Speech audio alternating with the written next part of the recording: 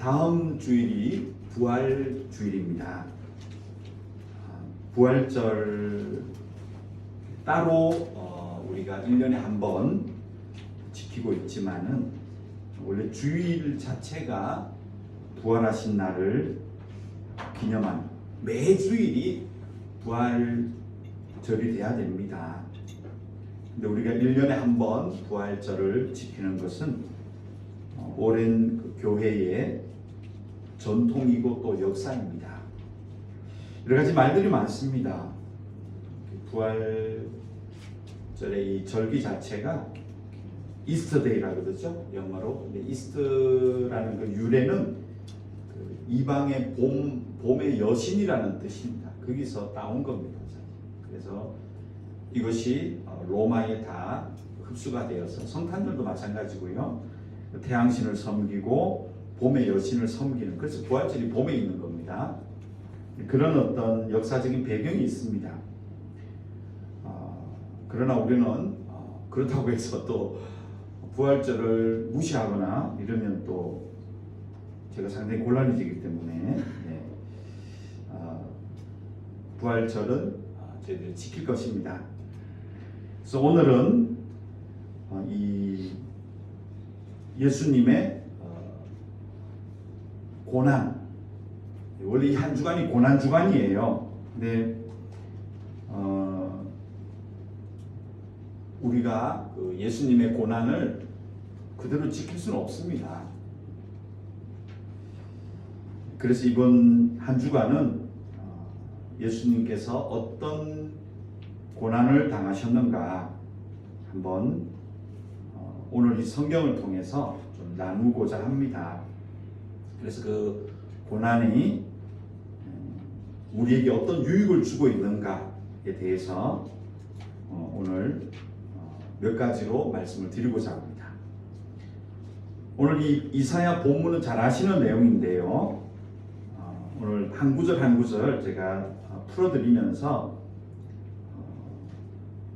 예수님의 고난이 무엇인가 한번 생각해 보고자 하는데요. 제가 한번 말씀드린 적이 있죠.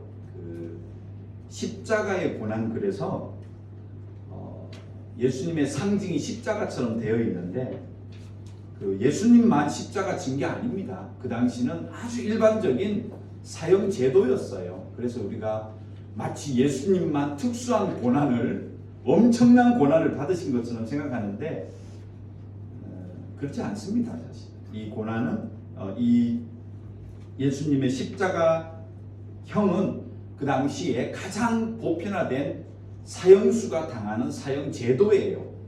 아주 일반적이고 객관적인 겁니다. 법적인 겁니다.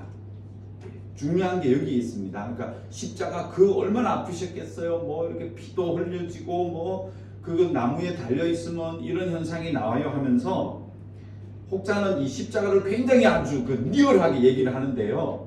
그렇게 리얼할 필요 없습니다. 이것은 여기의 핵심은 그게 아니에요. 두 가지 핵심이 있는데 십자가는 하나는 제가 말씀드렸죠. 기억나십니까? 나무예요. 재질이 나무다. 그 이유는 뭐다? 네, 구약 성경에 나무에 달려 죽은 것은 저주를 상징합니다. 그래서 예수님은 저주를 받은 분이다. 또 하나는 뭘까요? 십자가는 사형수가 당하는 합법적인 제도입니다. 그래서 예수님은 병사하지 않았어요. 오늘 성경에 나와요. 예수님은 병으로 돌아가신 분이 아니고, 또 유대인들이 막 폭동이 나가지고 신성 모독한다 이래서 막 그 자리 현장에서 참수를 당하지도 않으셨어요. 정당한 재판과 판결과 정확한 과정에 의해서 사형 집행을 당한 분이에요. 이게 중요합니다. 십자가는 그래서 얼마나 아프셨을까? 물론 뭐 고통도 대단하셨겠지만 의미는 나무의 저주와 정식으로 사형 제도에 의해서 돌아가셨습니다. 그건 뒤에 나옵니다. 제가 오늘 하나하나 설명을 드리겠습니다. 자, 그러면 3절로 한번 가볼까요? 예수님이 무슨 고난인가? 오늘 여러분 이 말씀을 들으시면서요, 이제 정리를 하셔야 돼요. 예수님의 고난, 그럼 어디 가서 그 얼마나 아팠겠어 십자가 그거 뭐 이렇게 얘기하시면 아니에요. 그렇게 하지 마시고 3절부터 한번 보면 이 이사야에서 예수님의 고난에 대해서 이렇게 얘기합니다. 읽어볼까요? 그는 멸시를 받아서 사람들에게 버림받았으며 강고를 많이 겪었으며 질고를 아는 자라. 마치 사람들이 그에게서 얼굴을 가리는 것 같이 멸시를 당하였고 우리도 그를 귀히 여기지 아니하였도다. 아멘. 여기 보면 첫 번째 그 예수님의 고난은요 나오죠. 사람들에게 인정을 받지 못한 겁니다. 하나님이셨는데 사람들을 창조하시고 복을 주신 그런 하나님이셨고 우리를 창세기 2장 15절처럼 사람을 존중하신 그런 하나님이신데 그 하나님을 사람들이 멸시하고 무시했다는 거예요.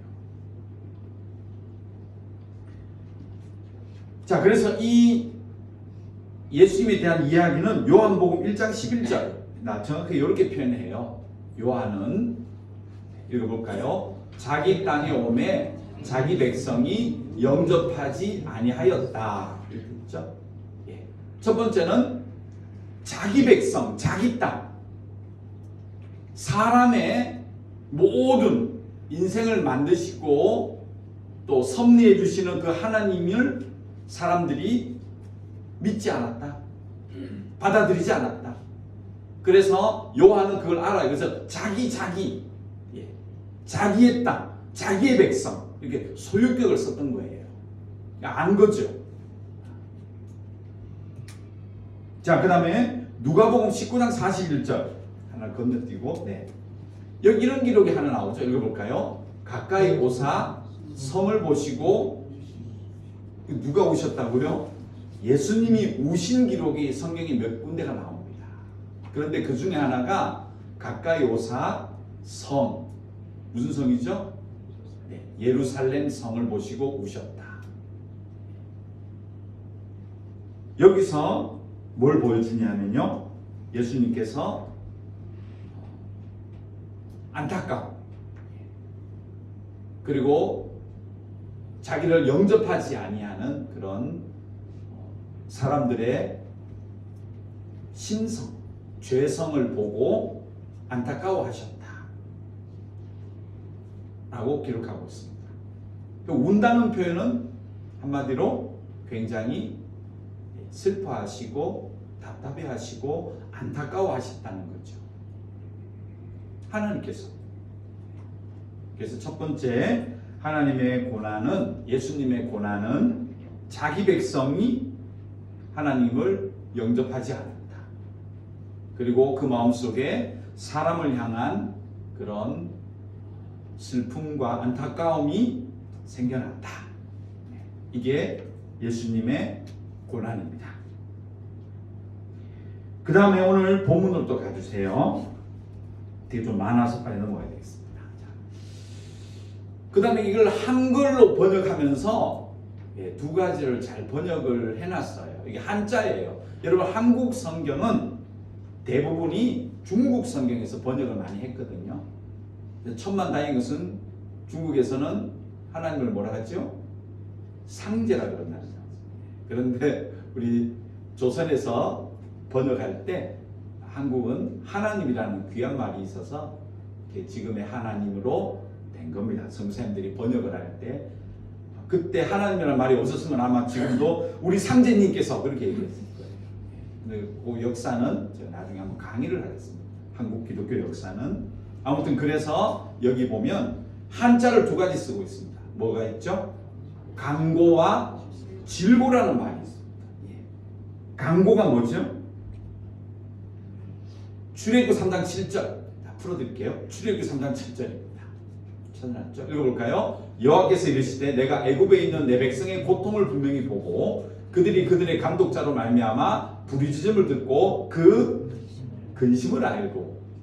이게 이스라엘 사람들이 이집트, 애굽에서 종살이했을 때 하나님께서 그들의 이 고통과 어려움 그리고 부르짖음, 근심을 안다라는 표현할 때 여기에 오늘 간고와 똑같은 히브리어를 하나 썼습니다. 뭘까요? 근심입니다. 근심. 근심이라는 저 히브리 단어가 오늘 본문 이사야서에 나오는 간고라는 말과 같다는 겁니다. 그러니까 뭡니까? 풀어보면 예수님께서 근심을 많이 겪었다. 근심했다는 거예요. 근심. 그러니까 사람이 죄로 말미암아 하나님을 잊어버리고 살아가는 그들의 비참한 삶을 보면서 예수님께서 마음속에 걱정과 근심을 많이 했다. 그 다음 또 하나는 뭐가 있죠? 질고라는 말이 있죠. 질병의 고통입니다. 질병의 고통. 요거는 곧 똑같은 단어를 신명기 7장 15절 바로 밑에 있습니다. 신명기 7장 15절에 읽어볼까요? 여호와께서도 모든 질병을 내게서 멀리하사 너희가 하는 애굽의 악질에 걸리지 않게 하시고 너를 미워하는 모든 자에게서 걸리게 하실 것이라 그랬죠. 여기 보면 질병이라는 말 나오죠. 이게 히브리어로 원어가 같습니다.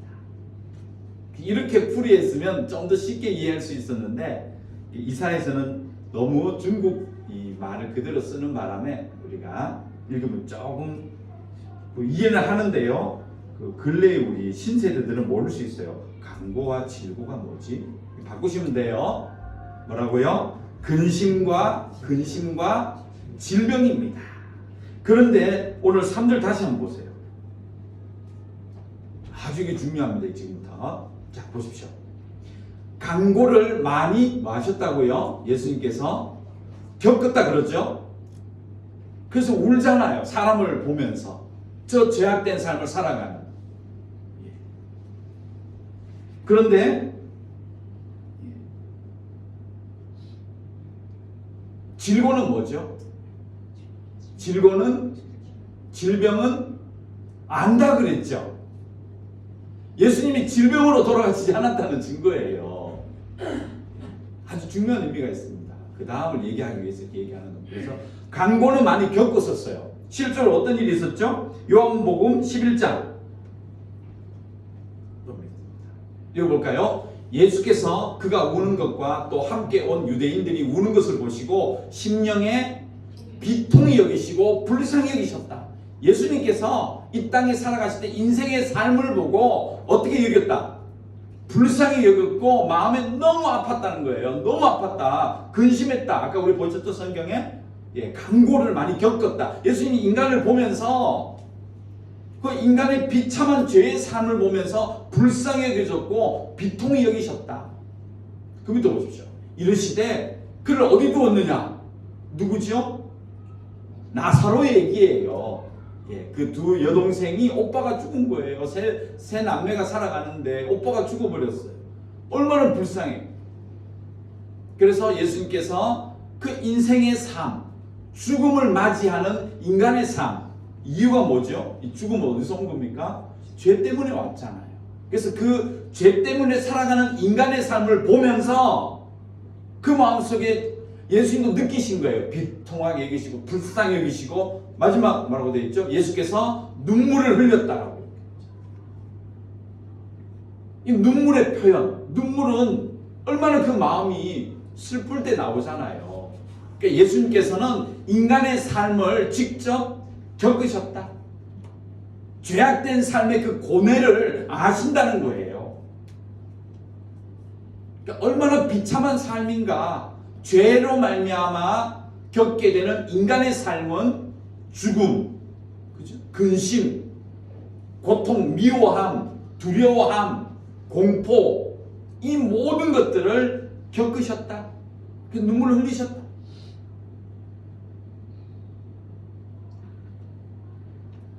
자, 그럼 두 가지로 정리를 해볼 수 있겠죠? 예수님께서는 무엇을 겪으셨다? 직접 인간의 비참한 삶을 겪으셨다. 그리고 뭘 보셨다? 그 죄로 말미암아 살아가는 인간의 나약함과 질병, 죽음을 보시고 눈물을 흘리셨다. 그래서 간고는 겪으셨고 질고는 보셨다. 정확하게 기록하고 있죠. 그럼 4절입니다. 오늘 본문 4절.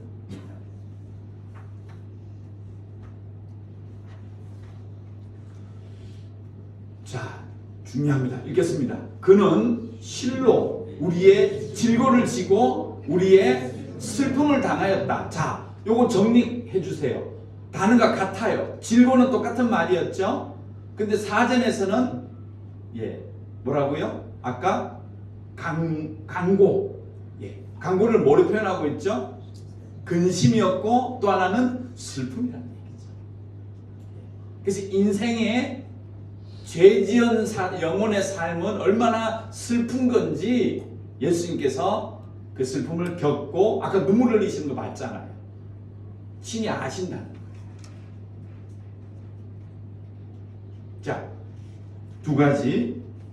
그 다음 또 뭐가 있죠? 우리는 생각하기를 그는 질병을 받아 하나님께 맞으며 고난을 당한다 하였노라 하고 있죠. 근데 이걸 잘 뜯어보셔야 돼요. 단어를. 누구입니까? 누구? 그는 실로 예수님의 질고와 슬픔이 아니에요. 누굴 그 돼 있죠? 우리라는 줄. 나의 질고와 나의 슬픔을 당하였다. 예수님의 자기에 의한, 자기 죄에 의한 슬픔과 고통을 당하신 게 아니에요. 우리의 인간의 삶에 대한 슬픔과 인간이 겪고 있는 질병, 나약함, 죽음을 바라보며 그걸 보시고 그것을 당하셨고 그것을 보셨다. 그렇게 되어 있죠. 근데 오늘의 핵심은 어디냐 하면 우리의 질고를 뭐 하셨다는 겁니까? 지고라는 말이 있죠. 이게 오늘 핵심이에요. 진다는 얘기는 뭐죠? 진다. 자, 이거는 오늘 풀어드릴게요. 이사야 46장. 이건 찾아보시면 좋겠습니다, 여러분. 굉장히 중요한 구절입니다. 이사야 46장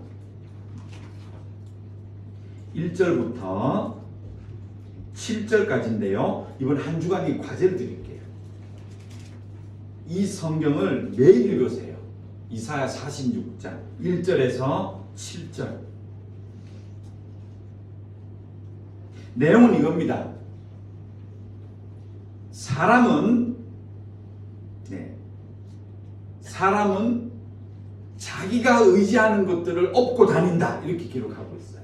이 46장 1절에서 보면 생명력이 없는 그런 귀신들, 우상들, 신들을 자기가 업고 다니면서 나 잘 되기를 바란다. 그렇게 살아간대요, 인간은. 그렇죠? 우리 그렇잖아요. 의지하는 것들. 나를 잘 인도해 줄 것이 돈처럼 생각돼요. 돈만 있으면 내가 아주 잘 보호될 것 같아. 그 돈을 짊어지고 간다는 거죠. 건강을 짊어지고, 자식을 짊어지고, 명예를 짊어지고, 그렇게 살아간대요. 제 말이 아니라 성경 얘기입니다. 그래서 그것을 우상이라고 그랬어요. 성경에서는. 46장 1절에서.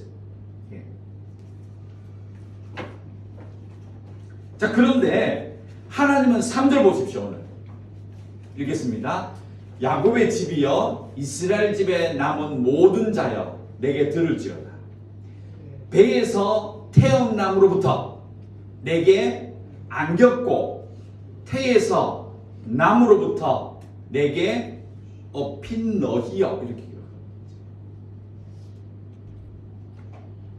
인간은 타락을 해서 죄를 지어서 자기 스스로 세상을 잘 살아보려고 많은 것들을 의지하고 그것을 안고 업고 가요. 인생의 짐을. 그 얘기입니다. 돈을 알아보는 것이죠. 돈이 나를 다 보호해줄 것 같대. 권력이 나를 보호해줄 것 같대. 건강이지, 명예지, 자식이야. 그렇게 다 얹고 간다. 근데 그것이 결국은 전부 우상덩어리고 결국은 비참한 인생의 삶밖에 없다. 그 얘기를 하는 겁니다. 그래서 46장 1절에서는 벨, 느보라는 우상의 이름을, 그 당시 우상 이름을 갖고 와요. 이사야가 그 당시 사람들이 하나님을 믿지 않고 세상의 우상을 섬기면서 이 우상이 나와 함께 해주면 나는 잘 될 거라고 생각하고 그걸 업고 다녔다는 얘기예요. 그걸 안고 다녔다는 얘기예요. 자식을 안고 다니고 돈을 안고 다니고 명예를 안고 다녔다는 얘기죠. 인맥을 안고 다녔다는 얘기예요. 그런데 어떻게 됐냐? 다 넘어지지 않았느냐? 다 주저앉아 버리지 않았느냐 하면서 하나님께서 얘기하는 것이 내 백성은 내가 안고 간다는 거예요. 내 백성은 내가 업고 간다는 거예요. 인간은 죄를 업고 우상을 업고 잘해보려고 하지만 나는 내 백성을 내가 업고 간다 이 뜻입니다. 그렇죠? 배에서 태아마로부터 내가 안겼고 태어서 나무로부터 내가 업고 다녔다. 그 다음 4절 읽겠습니다. 너희가 노년에 이르기까지 내가 그리하겠고 백발이 되기까지 내가 너희를 품을 것이나 내가 지었은즉 내가 업을 것이요 내가 품고 구하여 내리라. 이게 하나님은 우리한테 이렇게 얘기하시는 거예요. 너희들은 엉뚱한 것을 안고 그걸 소유하고 등에 업고 잘 될 거라고 살아가지만 아니다. 내가 오히려 너희를 업고 노년에 이르기까지 평생 백발이 될 때까지 내가 너희를 품고 업고 가겠다. 왜? 내가 지었으니까. 내가 업을 것이요 내가 품고 구하여 내겠다. 이게 하나님 메시지라는 얘기예요. 그런데 오늘 본문 가보세요. 뭐라고 되어 있죠? 우리의 질고를 같은 단어를 쓰고 있습니다. 업었다 얘기예요. 하나님께서 우리 인간을 구원하시고 내 백성을 끌고 가시는, 안고 가시는 그 표현을 나는 업고 간다. 내 백성은 내가 업고 간다. 평생 내가 업고 간다. 백발이 되기까지 내가 업고 간다. 내 자녀를 보호한다. 근데 그 표현을 뭐라고 했죠? 예수님께서 바로 우리의 근심을 지고 간다. 같은 단어를 쓰고 있습니다. 우리의 질고를 지고 간다. 업고 간다. 또 하나 더 있죠? 신명기 32장 11절. 제가 이거는 작년에 안식달 가면서 과제로 내드렸다. 다 기억하시죠? 읽겠습니다. 마치 독수리가 자기의 보금자리를 어지럽게 하며 자기의 새끼 위에 너풀거리며 그의 날개를 펴서 새끼를 받으며 그의 날개 위에 그것을 엎는 것 같이 하나님께서 자기 백성을 독수리가 새끼를 엎는 것처럼 내가 엎고 간다. 그때 이 엎고 간다는 말이 홀이라는 히브리어서인데요. 이게 언제 썼다는 거예요? 오늘 이사야 53장에 예수님께서 세상의 모든 질고를, 인간의 모든 고통을, 근심을 엎고 간다. 내가 업고 가겠다. 같은 표현이잖아요. 그래서 구약에서는 하나님께서 계속해서 메시지가 뭐죠? 내 백성을 내가 구원하겠다. 내 백성을 내가 구원하고 그들이 나를 싫어하고 멸시하고 받아들이지 않았지만 그 인간의 고통과 그들이 안고 가고 업고 가는 뭐 어떤 것도 인간을 편하게 하지 못한다. 평안하게 하지 못함으로 결국은 내가 그런 내 백성을 독수리 새끼가 업고 가는 것처럼 내 백성을 안고 가겠다. 업고 가겠다. 그렇게 계속 선포하시고 예수님께서 오셔서 뭐 했다는 겁니까? 우리의 모든 이런 고통과 죄된 삶들의 모든 것들을 예수님께서 자기가 업겠다.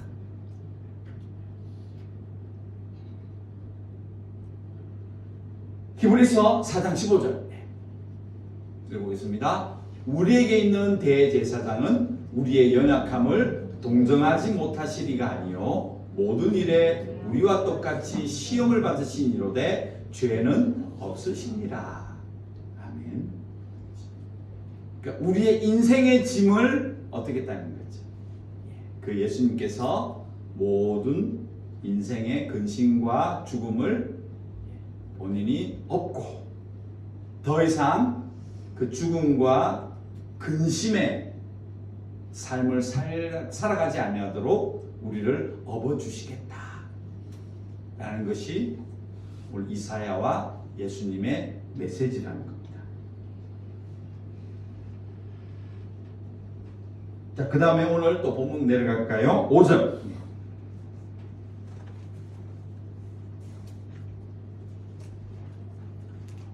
같이 읽습니다. 그가 질림은 우리의 허물 때문이요 그가 상함은 우리의 죄악 때문이라. 그가 징계를 받음으로 우리는 평화를 누리고 그가 채찍에 맞음으로 우리는 나음을 받았도다. 아멘. 여기 보면 자, 이 일을 위해서 우리의 인생의 짐, 인간의 이 근심과 질병의 삶을 예수님께서 대신해서 다 짊어지고 가시는데 그 어떻게 죽어야 되죠? 여기 나옵니다. 죽음의 모습을 보여주죠. 첫 번째가 찔리시고 그리고 징계를 받고 채찍에 맞고 그리고 상하시죠. 네. 그런데 이것이 무엇을 형상하고 있느냐 하면요, 이 모습은 그대로 600년 뒤에 예수님께서 죽는 방법에 대해서 나옵니다. 이 죽음은 정확하게 사형에 의해서 돌아가시게끔 되어 있습니다. 한번 찾아볼게요. 누가복음 23장 24절 25절. 이건 아마 없을 겁니다. 직접 찾으셔야 돼요. 제가 일부러 한번 성경을 찾겠습니다. 누가복음 23장 직접 찾으셔야 됩니다. 24절 25절. 누가복음 23장 24절 25절.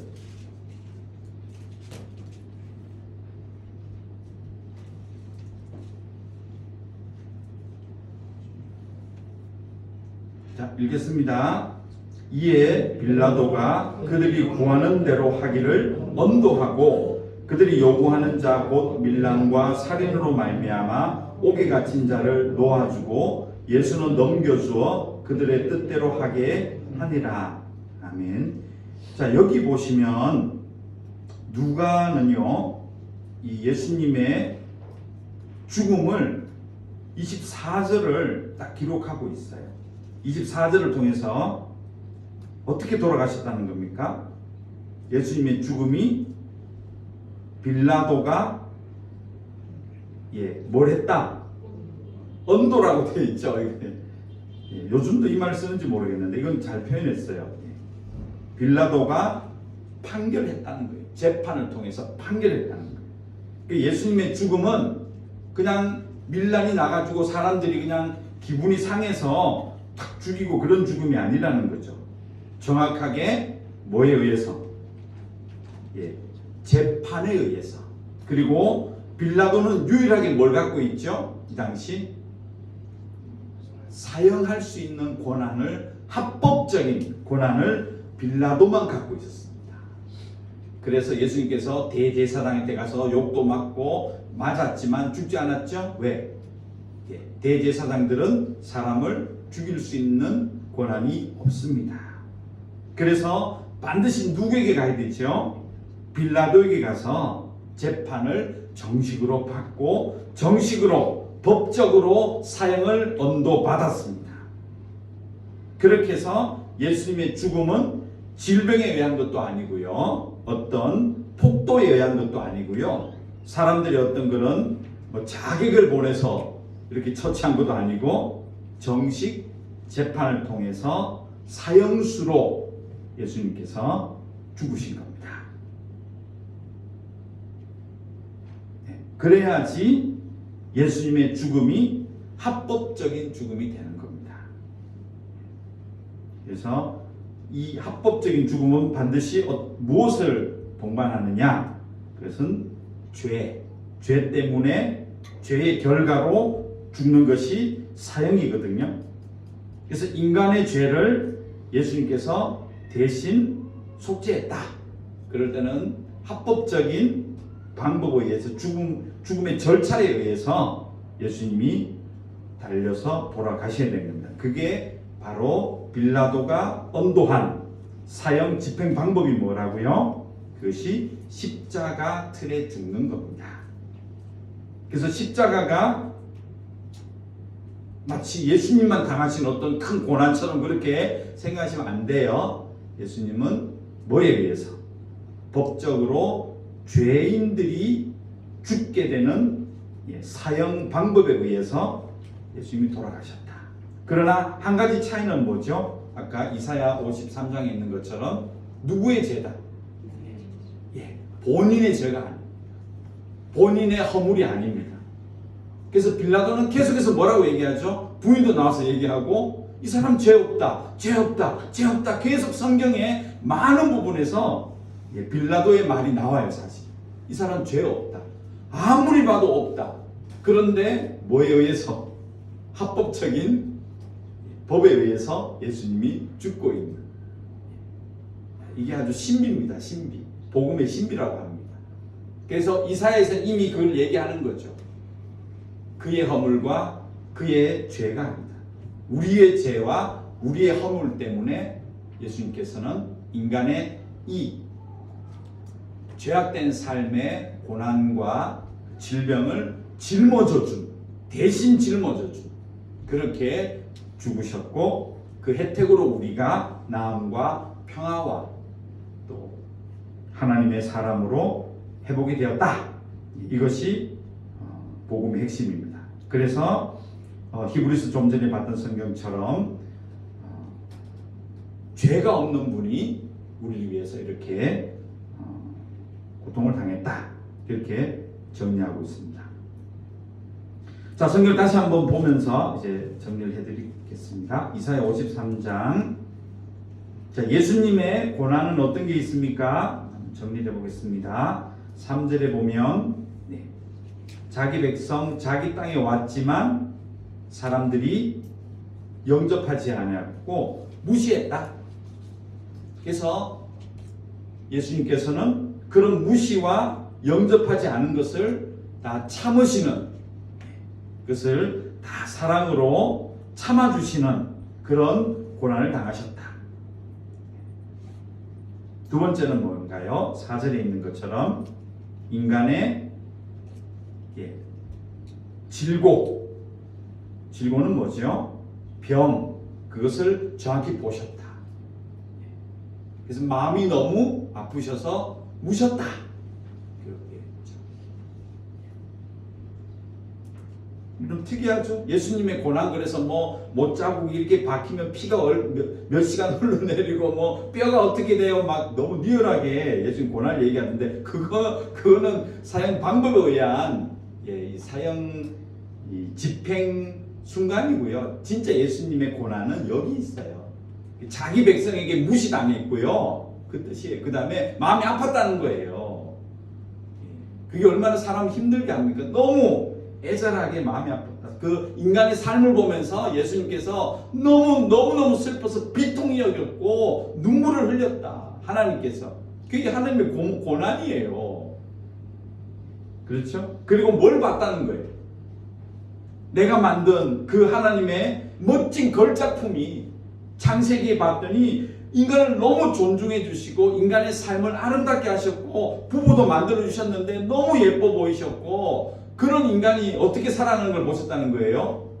완전히 망가진 삶, 죄 때문에 근심하고 있고 죽게 되고 병들고 서로 미워하고 시기하고 자기 이기적이고 막 이런 것들을 보면서 하나님 마음이 어땠겠느냐. 이게 얼마나 마음 아픈 고난이겠습니까? 이런 생각 잘 안 해보셨죠? 십자가 얘기만 많이 들었을 거예요. 진짜 예수님의 고난은 여기 있는 겁니다. 자기에게 사랑하는 사람들이 자기를 무시하는 거죠. 그리고 얼마나 예쁘게 만들어 놓은 그 사람들이 엉켜서 슬픔과 아픔과 눈물의 삶을 살아가고 있는 것, 그것을 보는 예수님의 고통이 사실은 더 큰 겁니다. 그래서 오전에는 그렇게 버려두지 않으시고 이 근본적인 인간의 죄의 문제를 해결하기 위해서 자기가 대신해서 죄인의 사형 집행을 본인이 다 받으셨다. 근데 그것은 상징적으로 어떤 질병에 의해서 돌아가시고 이런 것이 아니라 합법적인 절차에 의해서 사형 집행을 당했다. 그런데 문제는 죄가 없는 사람이, 죄가 없는 분이 그 합법적인 사형 제도에 의해서 하고 싶은 말도 있었겠지만 못하시고 그 모든 사형의 길을 걸어가셨다. 그 이유는 우리의 인간의 삶을 어떻게 하기 위해서요? 엉뚱한 것 얻고 다니고 엉뚱한 것 안고 다니는 인간의 삶을 더 이상 그런 삶이 아닌 하나님께서 업으시고 인간의 삶을 업으시고 백발까지 인도하시는 이사야 46장의 삶을 살아가기 위해서 그렇게 하셨다. 이렇게 정리하시면 됩니다. 한 번 더 말씀드리겠습니다. 이사야 46장 한 주간 매일 읽으셔야 됩니다. 46장 1절에서 7절까지요. 내일 아침부터 저희 교회는 고난주간 금식하시고 이런 거 개인적으로 하십시오. 저희들 교회에서 공식적인 말씀은 46장 1절에서 7절을 매일같이 묵상하십시오. 매일같이 성경 읽는 거 고난이시죠, 여러분? 성경을 매일매일 묵상하시고요.